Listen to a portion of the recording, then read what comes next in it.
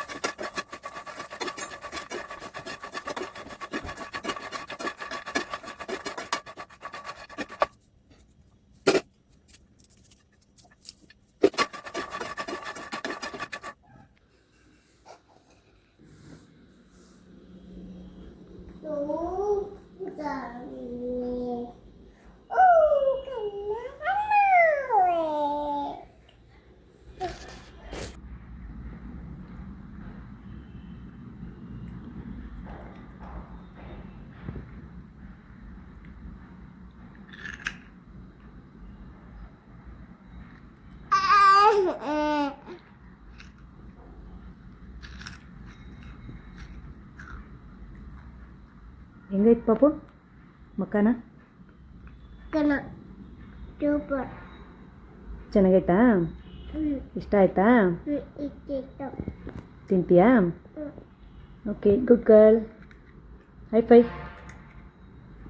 ನೋಡಿ, high five.